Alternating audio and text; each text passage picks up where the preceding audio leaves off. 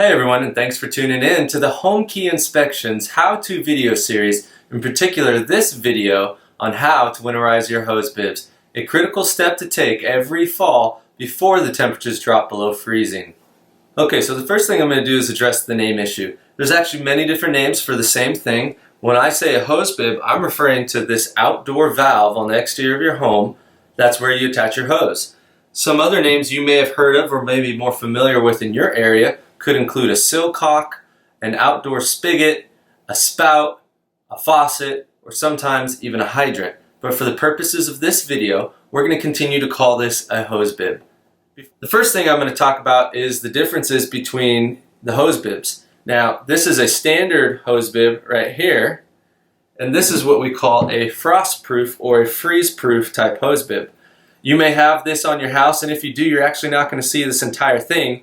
You're only going to see from about where my hand is to the right or outward.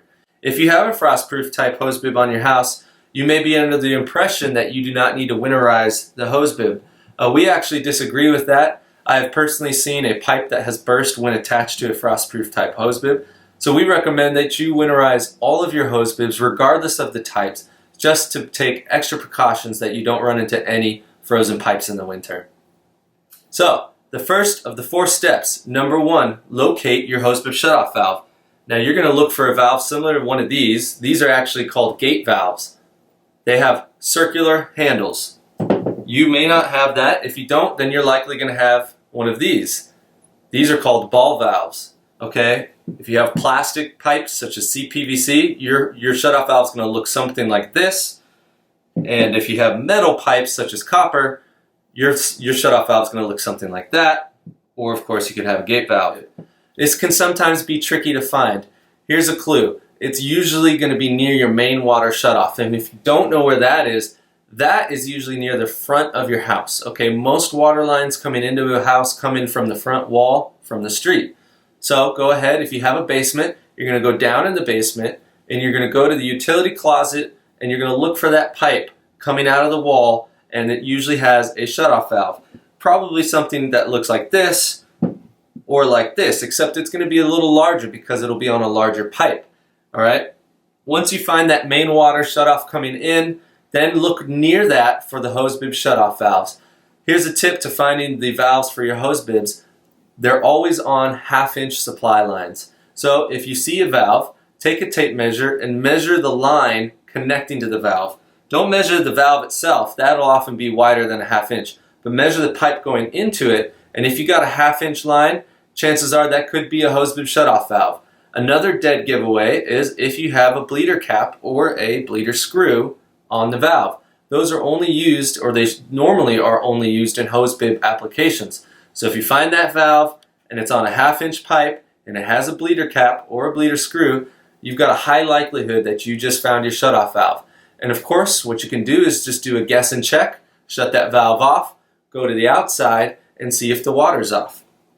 Now, if you still can't find your hose bib shutoff valves and you've looked near the main water shutoff, then you may need to look up in the ceiling around you. Sometimes, especially if you have an unfinished space in your basement or your utility room is unfinished, sometimes they put the valves up in the framing above you, which is the floor joist for the floor above. So go ahead and just look at all the copper pipes, trace them throughout the basement, and keep following them until you see a valve, something like one of these, or if you have plastic pipes, it's probably going to be something like that, or could even be a gate valve style.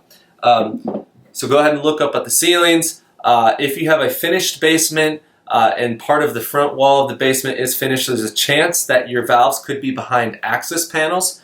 Sometimes they're behind white plastic panels, sometimes they're painted panels. Even times builders will frame them in with nice finished framing, and sometimes you have to take some screws out to remove the panel to get to them. Other times they could be directly behind the wall behind the hose bib. Again, if you have a finished basement, let's say the hose bib's on the back of the house, if you can't find it, the shutoff valve near the main water shutoff or in the framing above the main water shutoff, and you've also looked on the front wall and there's no access panels or any other pipes with valves there, then go find the hose bib and look right behind it or right on the ceiling above behind it, and chances are you may find an access panel, or if your basement's unfinished, you may actually find the valve just right there. Now if you happen to have a hose bib on the opposite side of the wall of your kitchen, let's say your kitchen's on an exterior wall, then chances are that hose bib shutoff valve will actually be underneath the kitchen sink. So go ahead and look underneath there. Now don't get confused, you're going to actually have multiple valves under there. You're going to have a hot water shutoff and a cold water shutoff for the sink faucet and hot for the dishwasher. So it can be a little tricky, but there will usually be one additional valve underneath there, a third valve. That's the shutoff for the hose bib on the outside. And a way to tell is it's going to be the one off of the cold line, which when you're looking underneath the sink, if your plumbers did it right, it's going to be the valve on the right-hand side. Usually hot is on your left-hand side and cold pipe is on your right-hand side. So if you see another line coming off the cold and another valve off of that line, chances are that's your hose bib shutoff valve. And again, you can do a guess and check method. Go ahead and shut it off. Go outside, open the hose bib, see if you have water that still comes out. Okay? So if you can't find it that way, keep looking. Feel free to email us and we'll happily answer any questions. If you have a slab-on-grade house, sometimes the valve is also near the main water shutoff. Now to find the main water shutoff, that pipe is usually coming in from the front of the house, and so you're going to focus on the front of the house and look maybe underneath the kitchen sink, especially if the kitchen sink is on the front wall, or sometimes we've seen it behind access panels that could be randomly on the front of the house, or maybe in a coat closet with a panel or somewhere like that. And you're going to look for the smaller valve. So when you find the main water shutoff valve, you're going to look for the smaller pipe stemming off of it and the smaller valve to turn off. Okay? Now, there are some rare instances where the water lines coming into a house could come in from the sides or the back of the house. In those cases, you're going to have to look on other areas of the home for the main water shutoff and then try to track down the hose bib shutoff valves.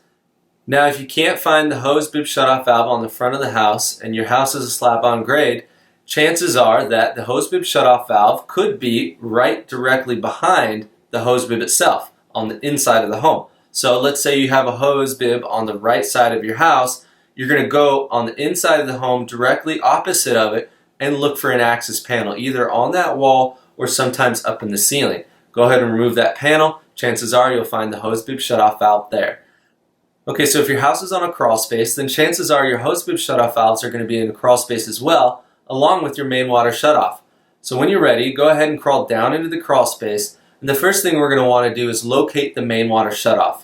There's a chance that the hose bib valves may be near that main water shutoff, and usually the main water shutoff is near the front of the house. So crawl in the crawl space to the front of the house and look for the big pipe coming out of the ground or through the foundation wall and where it has a shutoff valve.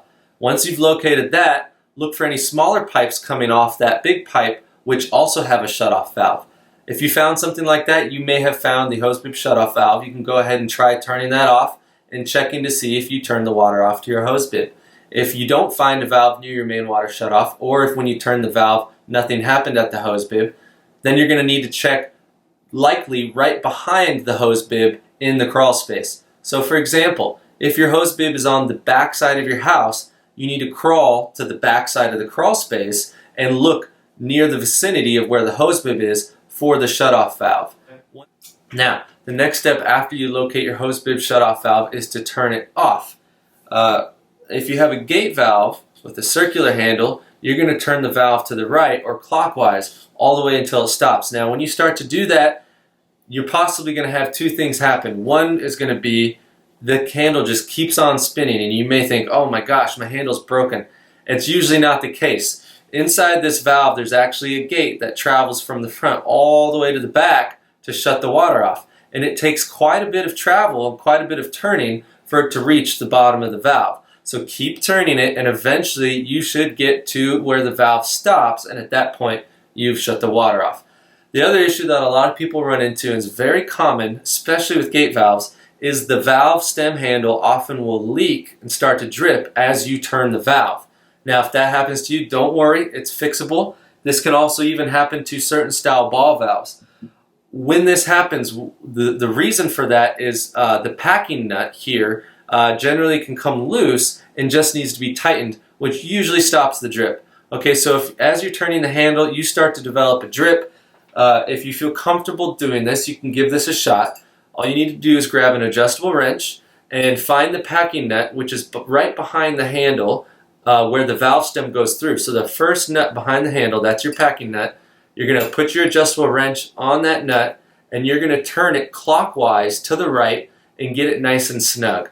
Okay? Usually it just takes a little adjustment, maybe a quarter of a turn or so, and the majority of the time that's actually going to stop that drip or leak from happening.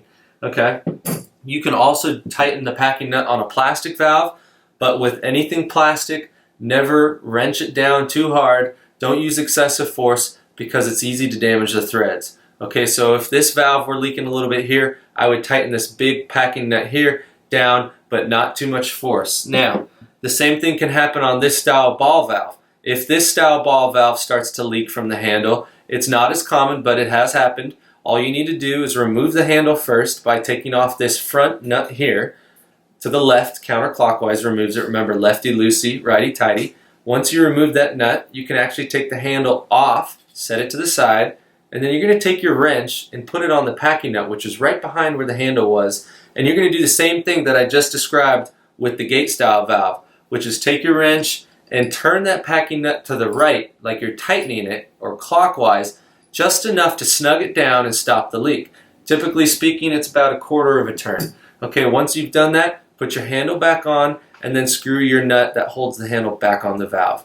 Alright, so that's the tip for stopping any leaks as you're adjusting the valve. And remember, righty-tighty, lefty-loosey.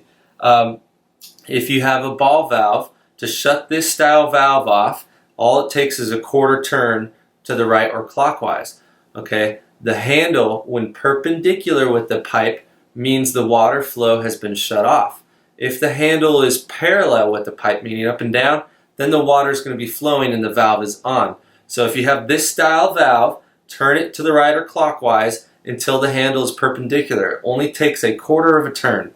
And that's also the same with this style, which is for metal pipes. You turn it a quarter turn clockwise. When the handle is perpendicular with the pipe, the water is off. Okay, step number 2. It's an easy one, but often forgotten. Make sure you don't have any hoses attached to the exterior hose bibs. So you're going to want to travel around the outside of your house, and if you see any hoses still attached, go ahead and remove them, put them away, or set them aside, and make sure they stay that way all winter long.